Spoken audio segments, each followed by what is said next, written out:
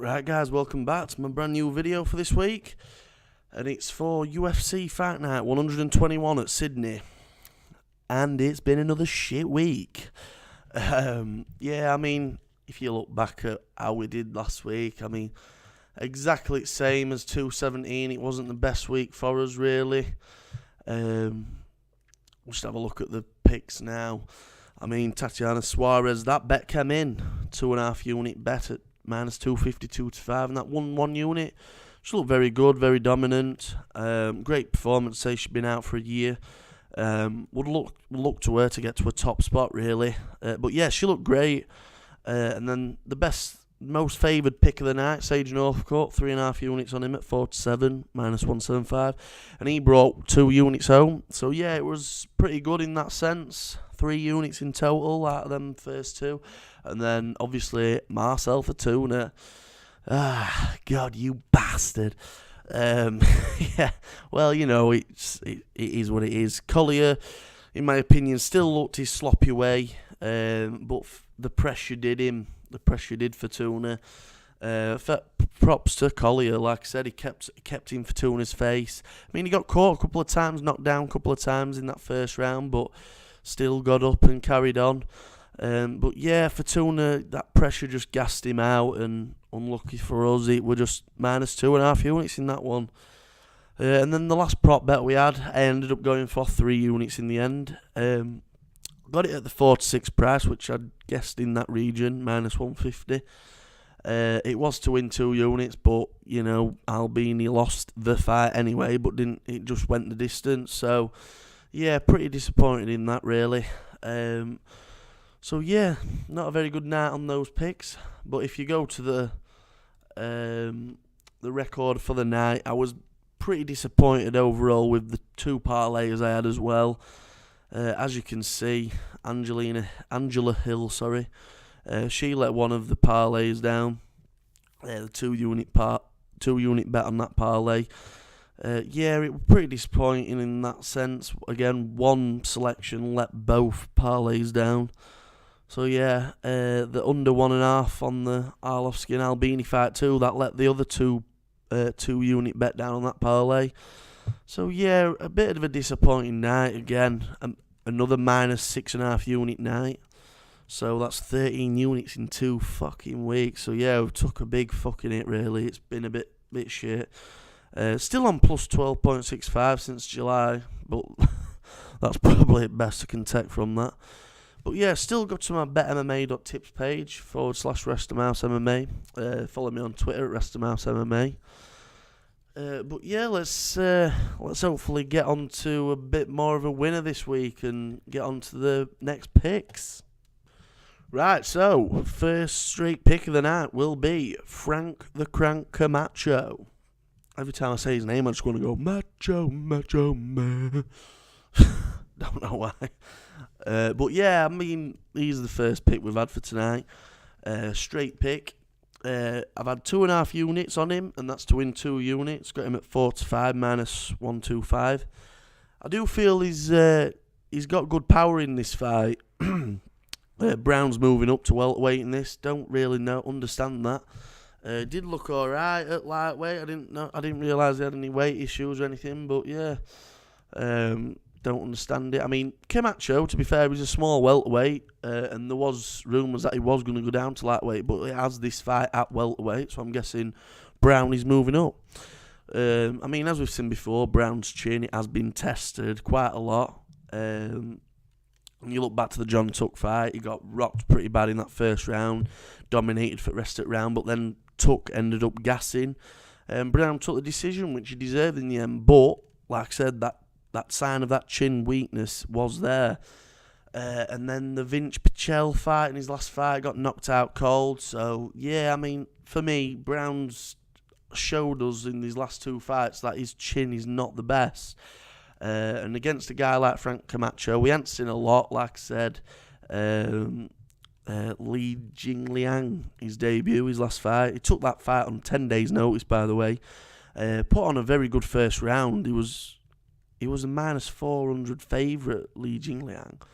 He got very badly rocked. Frank Camacho ended up on top in that fight. Took the first round, but then obviously gassed quite bad through the second round, and then Li Jingliang took the decision, put together some pretty good combos to be fair, and took a good decision. But I'm interested to see what Camacho looks like on a full camp. I think he should be pretty intense, pretty well rounded in this fight for him. But yeah, I do feel the power's going to be there, and he's going to test Damian Brown's chin yet again. So I'm looking for a TKO KO in round 1. That's my pick for this fight. But yeah, so 2.5 units to win 2 units at -125, 4-5. Let's bring it home, Camacho, man. Right, so the first underdog bet of the night is going to be Bojan Velickovic. So yeah, as you can tell, we've had 2 underdogs at least in this week's edition of the video. But yeah, I mean, Jake Matthews moving up in weight for this fight. Don't really understand that. A bit like the Brown fight, don't understand these moving up. But yeah, I mean, Jake Matthews, he's lost his last 2. And the Holbrook fight, I mean, I think everyone were pretty disappointed in that. You see a prospect like Jake Matthews, or prospect so to say, and he just didn't perform very well at all against Holbrook. Showed that he's got a lot more to learn. Very young still, got a good record. But yeah, I mean, I feel like him moving up in this fight, Bojan's going to get, I think he will get a lot of success in this fight, bully him with a bit more maturity, let's say. So yeah, I mean, obviously he's fought Darren Till in his last fight. Velickovic lost a decision unanimously. Got rocked in that first round, but managed to stay in there. So he's a tough son of a bitch. And I like him in this fight. I think he will. I mean, Matthews is going to look for those quick counters. Not quite sure if it'll end up going to the ground as such in this. I feel like it might be a bit of a tit for tat on the feet, really.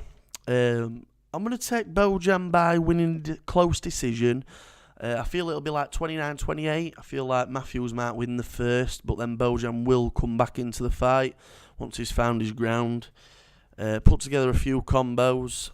Maybe try and grind him up against the fence. Look to clinch. But yeah, I mean, like I said, he's got a decent reach in this as well. But I do feel that bullying sort of technique might end up coming into play in this fight for Velickovic, and the price as well on this fight was just too good to turn down. So yeah, I mean, 2 units on Velickovic at +130, 13-10, and that brings back 2.6 units. So yeah, my logic behind that bet is, again, I fancied this fight before the odds came out, and when I seen the odds, I thought, wow, that line's pretty good. So yeah, it just made me want to bet even more. Again, like I said, the Jake Matthews thing is underperformed, and I mean, maybe we'll see a different one. Maybe we'll see some improvement, but I feel Bojan will get the job done and bring home some profit this week. Let's go, Bojan. Right, so second underdog of the night. And I was really shocked at this line, by the way. Bilal Muhammad at +200, 2-1. Fucking amazing price. I mean, I was a bit on edge on who I was going to pick in this fight. Watched a lot of tape. I mean, Bilal Muhammad is such a grinder, really good grinder. Saw it in his last fight with Jordan Mean, very good performance. I think Jordan Mean had a little bit of good success in first, but Bilal Muhammad, he puts in a lot of volume of strikes. He's really constant.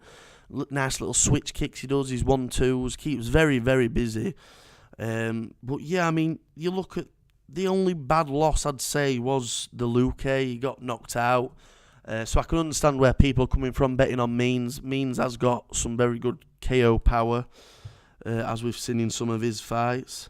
So yeah, I mean, I understand where people are coming from betting on Means. You look back at a few of his fights. I mean, his last fight, Alex Garcia in a similar way to Bilal. I think the first round, Garcia had a lot of success. Now he ended up gassing, whereas Bilal will not gas, in my opinion. He'll keep it going, and if he can have the success Garcia did, I think he will take a nice decision in this. I mean, Oliveira in their rematch, Tim Means, he got the submission finish on Means. Looked very good, managed to take means down a couple of times, but Oliveira is a bigger dude. I mean, Muhammad is a little bit shorter. His frame's a little bit shorter, so I think he will struggle a little bit with the takedowns, but I believe his combinations will then press him forward, and I think he'll go for a bit of a clinch against the cage. Keep him pressed up against the cage, not let him get any distance, and score some points, win the rounds. That's what he'll look to do in this fight.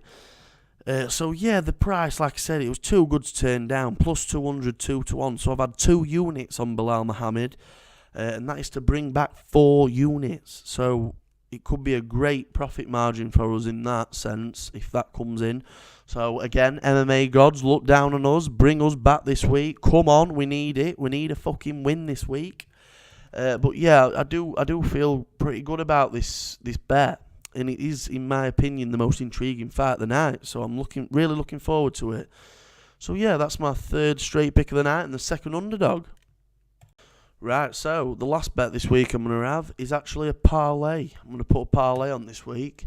It's a 2-part parlay. And the first part of it is going to be Alexander Volkanovski. All these fucking long names, I'm struggling sometimes. But I think I've got that perfect. Yeah, I think this guy's a fucking animal, man. It's only going to be a matter of time before he gets up near in contention in a ranked status. And he's fighting a debutant, Shane Young. Not really seen a lot of this guy, to be honest, so not really sure how he's going to come out. But I mean, Volkanovski, massive favourite here. Like I said, he's an absolute animal. His takedowns, his strikes, he just looks incredible. Very powerful, stocky dude. I feel the first round might be a bit of a feeler round. Like I said, he's had change in opponent. I think this is his 3rd opponent for this event after 2 have pulled out already. So yeah, I feel first round might be a bit of a feel around, but he'll come out. He'll be a fucking train, and I think he'll absolutely dominate this fight, storm through Shane Young, take the victory, and the first part of parlay will come in. And if we go to the second part of the parlay, it's going to be Fabricio Verdum. This is the main event of this card. I do feel Verdum. I mean, again, he is a strong favourite in this. I think he was minus 300. And I feel Volkanovski was minus 500, I believe. So, yeah, I mean, Verdum, his last few fights, I mean, the only devastating loss he's had, in my opinion, was the Miocic KO. Pretty devastating, but he was a bit silly in that fight. He didn't look himself. He looked overconfident. I mean, the majority decision loss he lost against Overeem, he dominated that last round. Should have finished Overeem, really, but didn't manage that. Only fought about 4 or 5 weeks ago against Walt Harris. Very good performance. Only about a minute and a half in, and got the armbar finish. Props to Harris, taking it on late notice. But yeah, this is Tybura's hardest fight to date so far. The hardest fight he's had before that was Arlovski, who was on that big losing streak till this week. Obviously, seems over bet against him. But yeah, I mean, I feel like it's going to be too much of an hard test for him, this. I feel Verdum, he could go for the submission, definitely. But, I mean, you look at when Tybura lost the decision to Johnson, it could be one of those weird heavyweight decisions where you see one dominate, but Tybura's game, it's a lot of top game, and he's not going to want to get Verdum on floor, in my opinion. He might say he's going to feel comfortable, but I don't think he will. Verdum's dangerous as fuck off his back. He'll attack everything, his legs, his arms, go for anything. So, yeah, I mean, like I said, I feel like he's a bit out of his depth, Tybura, in this fight, and I feel Verdum will get a submission victory, but you know, it's a flip, really. Could be one of those weird decisions, but no, I'm going to go with a submission. I'm going to go in arm triangle round 2 for Verdum. Oh, yeah, shit, yeah, it's a main event, innit? It's 5 rounds. Yeah, definitely a finish. Can't see these two going 5 rounds, that's for sure. So, yeah, I mean, submission victory for Verdum, and I feel like that parlay will come in. I've had a 5 unit max bet on this, at minus 167, 3 to 5, and it's to win 3 units. And I'm pretty confident on this. I don't think I've had a max bet on a parlay before, but it is only a 2-part parlay. And like I said, I'm very confident, very strong favourites. So yeah, that is my parlay of the week. Right, so we'll just go through a review of our bets this week. The first bet we've had, like I said, 2.5 units on Frank the Crank Camacho. Camacho man. He's at minus 125, 4 to 5, and that is to win 2 units. Like I said before, I think his power's going to be there, and I feel he'll test Damian Brown's chin again, and I feel he will get the finish in the first round. I feel he'll get knocked out. Could be pretty devastating for Brown, especially in front of his hometown. But yeah, Camacho, I feel he'll bring 2 units home. And then the first underdog we had, it was Bojan Velickovic. 2 units on him at plus 130, 13 to 10. And that is to win 2.6 units. Like I say, I feel his maturity in this fight will come through. Try and bully Jake Matthews a bit, as Matthews has moved up in weight. I mean, Matthews might have a bit of a speed advantage, to be fair, in this, but I feel Velickovic will close the distance, try and bully him a little bit, and I think he'll just be too strong for Matthews in this, and hopefully he brings home a decision. Like I say, I predict 29-28 to Velickovic in that. And then the second underdog we've had is 2 units on Belal Muhammad. Like I said, the key in this fight for me will be the volume of strikes he has against Means. Feel he'll keep him busy. Hopefully, like I said, look to clinch him against the cage and then score points. I feel he will get a decision victory, but like I said, there's that knockout power there for Means, so that is a obvious barrier in this. It's a bit of a weird one. It is the most intriguing fight for me this week, this one. But yeah, 2 units at plus 200 was too good to refuse. 2 to 1. And that is to bring home 4 units, so it would be a very good profit, that match. And like I said, I feel the line was just way too off. It should have been a close pick-em fight, in my opinion. So yeah, take advantage of that and have 2 units on Belal Muhammad. Yeah, and then the last bet we've had, like I said, it's a parlay, 2-part parlay. A 5-unit max bet this week is on Fabricio Verdum and Alexander Volkanovski. I mean, all these Velickovic fights, my God. But yeah, 5 units on these at minus 167, 3 to 5, and that is to bring home 3 units. Like I said, I'm pretty confident in this parlay bet. Both strong favourites, obviously, but 5 units to win 3 units, I feel it is a big investment on 2 fighters, but I am very confident on that, and I do feel this parlay brings it home. So yeah, they're my picks this week, guys. Do have a look on my betmma.tips page /RestonHouseMMA. I will put any more bets on there closer to Sunday, as it's a fucking Sunday card this week. God damn it. But yeah, I mean, like I said, follow me on Twitter as well. I'll post some more bets on there if I get them through. At RestonHouseMMA on Twitter.